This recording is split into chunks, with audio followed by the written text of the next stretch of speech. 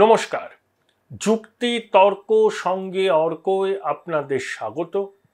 আপনাদের সঙ্গে আমি অর্কপ্রভ সরকার। দুপা এগিয়ে এক পা পিছিয়ে গেলেন শুভেন্দু অধিকারী। কেন এরকম বললাম? যে রাজভবনের সামনে ভোট পরবর্তী সন্ত্রাসে আক্রান্ত খড়ছাড়া দলীয় কর্মীদের নিয়ে অবস্থান করতে চেয়েছিলেন শুভেন্দু।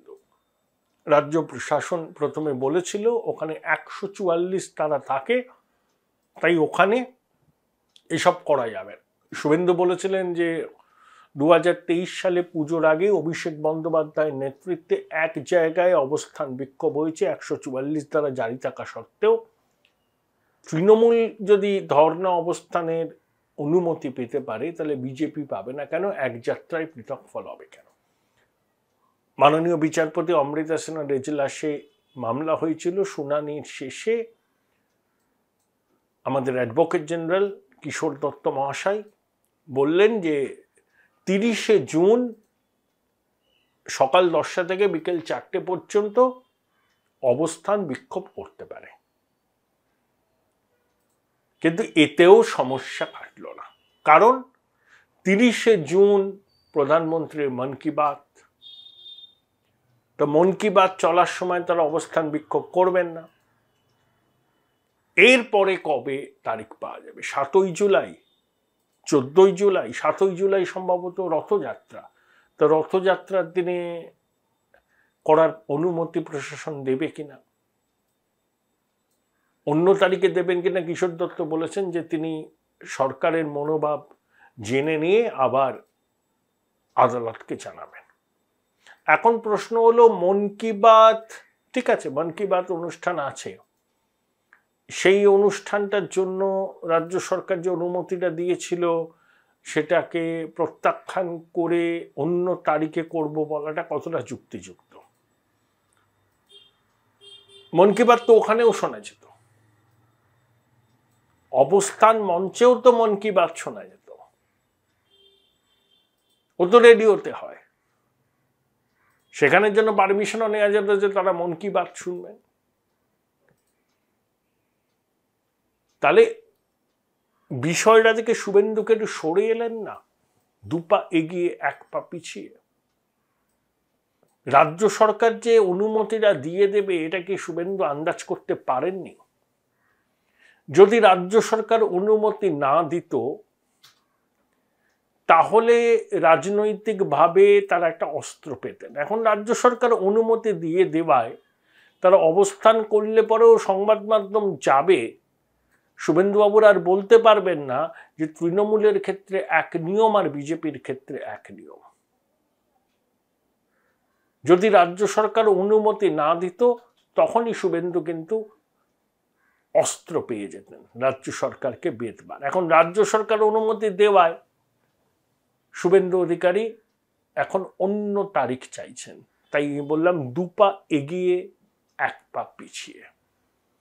দেখুন, 10ই জুলাই অনেকগুলো উপনির্বাচন আছে। দেখুন, রায়গঞ্জ থেকে রানাঘাট দক্ষিণ বলুন, আরো একটা কেন্দ্রে ভোট আছে মানিকতলা, এই 3টে কেন্দ্রে বিজেপি জিতেছে লোকসভাতে, তাদেরই বিধায়ক ছিল। মানিকতলায় সাধন পান্ডে জিতেছিলেন। তো এই 3টে কেন্দ্র বিজেপি ধরে রাখা উচিত। যদি আবার দিনহাটার বাই ইলেকশনের মতো হয় আলাদা কথা, কিন্তু প্রচুর লিড আছে বিজেপির ওই 3টে আসনে। ওই 3টে আসন তারা যদি ধরে রাখতে না পারে উপনির্বাচন হলেও, তাহলে সেটা কিন্তু তাদের কাছে হতাশাজনক ব্যাপার হবে। দেখুন, উপনির্বাচনে সবসময় শাসক দল জেতে, এই ন্যারেটিভের সঙ্গে আমি সহমত নই।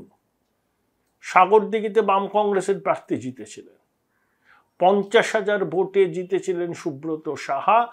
সেই সিট বায়রন জিতেছিলেন 23,000 ভোটে। আপনি যদি দেখেন 2009 সালের লোকসভা নির্বাচনের পর অনেকগুলো বাই ইলেকশন হয়েছিল রাজ্যে, একটি বাদে সবকটি বাই ইলেকশনে তৃণমূল জিতেছিল, ক্ষমতাসীন বাম সরকার থাকা সত্ত্বেও। আবার 2011 ক্ষমতায় আসার পর 3টে বাই ইলেকশন হয়, একটি কংগ্রেস, একটি তৃণমূল, একটি বামফ্রন্ট। তিনজনে তিনটি আসনে জয়লাভ করে। তাই বাই ইলেকশন হলেই শাসক দল সবসময় ড্যাং ড্যাং করে জিতে যাবে, এই ন্যারেটিভকে আমি অন্তত বিশ্বাস করি না। যেখানে যে বিধানসভা কেন্দ্রগুলিতে বিজেপি বিপুল লিড পেয়েছে লোকসভা ভোটে, সেই কেন্দ্রগুলো ধরে রাখার দায়িত্ব কিন্তু তাদের। সেটা যদি তারা ধরে রাখতে না পারে, তাদের কর্মী সমর্থকদের মনোবল কিন্তু ধাক্কা খাবে, সন্দেহের কোনো অবকাশ নেই। Join Indian Institute of Hotel Management now. Right choice, right decision. BJP এখন 15 জন জেলা সভাপতিকে বদল করবেন, মণ্ডল সভাপতিদের বদল করবেন, এসব তারা করতেই পারেন। কারণ সামনে নির্বাচন আছে, সংগঠনকে ঢেলে সাজানোর উদ্যোগ তাদের নিতেই হবে। নান্য পন্থা। বিজেপির সাংগঠনিক দুর্বলতা সর্বজন বিদিত। মণ্ডল সভাপতিরা অনেক সময় যে কাজ করা উচিত করেন না, বুথ মজবুত নয়। যদিও উত্তরবঙ্গ, পূর্ব মেদিনীপুর, পুরুলিয়া, বাঁকুড়া এই সমস্ত জেলাতে বিজেপির সংগঠন অনেক মজবুত, যদিও তৃণমূলের মতো নয়, কিন্তু কলকাতা, উত্তর চব্বিশ পরগনা, দক্ষিণ চব্বিশ পরগনা, হাওড়া, হুগলি সংগঠন বলে কার্যত কিছু নেই, কিন্তু বিজেপির প্রচুর ভোটার আছে। সেই ভোটারদের ভোটের দিন ভোট কেন্দ্রে নিয়ে যেতে গেলে সংগঠন দরকার। বিজেপি ক্ষমতায় আসলে রাজ্যে কি কি করবে, সেই কথাগুলো একেবারে প্রান্তিক মানুষদের বোঝাবার জন্য সংগঠন দরকার। দুর্ভাগ্যের বিষয়, রাজ্যের বিস্তীর্ণ অঞ্চলে এখনো বিজেপি সংগঠন গড়ে তুলতে পারেনি। নেতারা সব এক একজন বিচ্ছিন্ন দ্বীপের বাসিন্দা। তাদের পারস্পরিক সম্পর্ক কি সেটা সবাই জানে। দিলীপ বাবুর মতো একজন দায়িত্বশীল নেতা, যিনি 6 বছর সভাপতি ছিলেন, এখনো পর্যন্ত বিজেপির সফলতম রাজ্য সভাপতি, নির্বাচনে হেরে তিনি হাঁটতে হাঁটতে, মাছ ধরতে ধরতে যেভাবে তার ক্ষোভ উগড়ে দিলেন, একটা শৃঙ্খলাবদ্ধ দলের একজন সিনিয়র নেতার কাছ থেকে এটা প্রত্যাশিত নয়। যদিও তারপরে দিলীপবাবু পর্যালোচনা বৈঠকে গিয়েছিলেন, নিজের মতো করে ঘুরছেন। বিজেপির রাজ্য নেতাদের মধ্যে যারা শীর্ষস্থানীয়, তাদের নিজেদের মধ্যে যদি আন্ডারস্ট্যান্ডিং ভালো না হয়, কর্মী সমর্থকরাও কোনোদিন উজ্জীবিত হবে না। শুভেন্দু অধিকারী চেষ্টা করছেন, ঘুরছেন, আক্রান্তদের পাশে দাঁড়াচ্ছেন, তাদের আইনি সহায়তা দিচ্ছেন। একা শুভেন্দু অধিকারীর পক্ষে সম্ভব নয়। সুকান্ত মজুমদার কেন্দ্রীয় মন্ত্রী হয়েছেন, তার সেখানে কিছু রেসপন্সিবিলিটি আছে। তাছাড়া তিনি উত্তরবঙ্গে হয়তো অনেকটা সময় দেবেন, কিন্তু ওই সমন্বয়টা ভীষণ দরকার। বিজেপির শীর্ষ নেতৃত্বের মধ্যে যদি সমন্বয়ের অভাব থাকে, তার খেসারত কিন্তু বিজেপির কর্মী সমর্থকদের দিতে হবে। আমি আবার বললাম, বিজেপির পক্ষে পশ্চিমবঙ্গে জনসমর্থন আছে।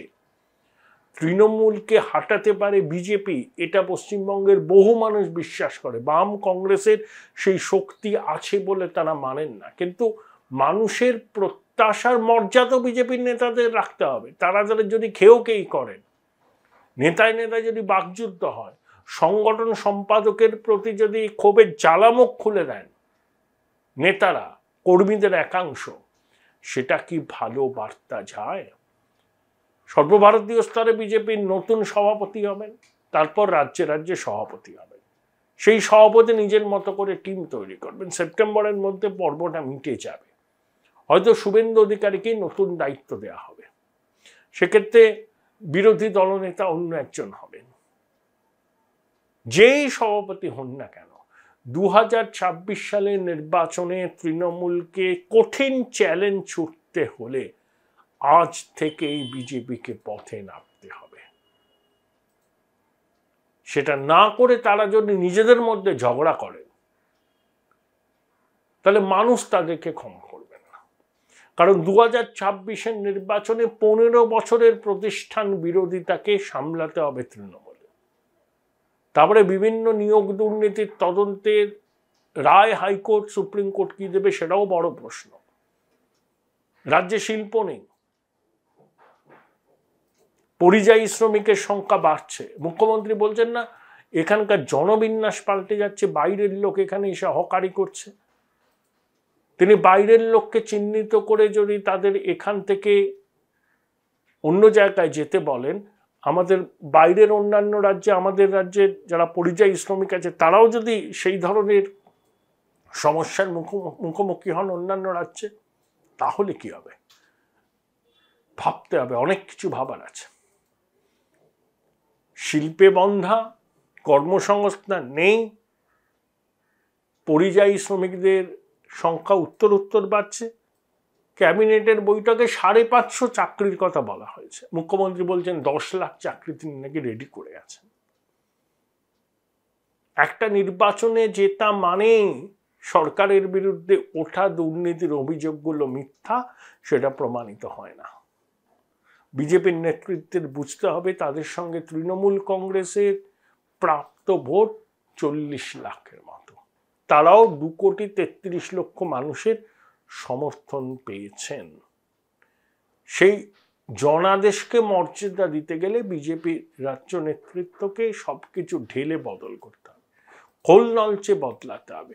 শুধু ইডি, সিবিআই, হাইকোর্টের নির্দেশ, কেন্দ্রীয় বাহিনী নিয়ে তৃণমূলের মতো অর্গানাইজেশন ওয়াইজ একটা শক্তিশালী দলকে বাংলার ক্ষমতা থেকে সরানো যাবে না। শুভেন্দু অধিকারী এটা বোঝেন, কিন্তু অন্য নেতারা এটা বোঝেন কিনা তা নিয়ে আমার সন্দেহ।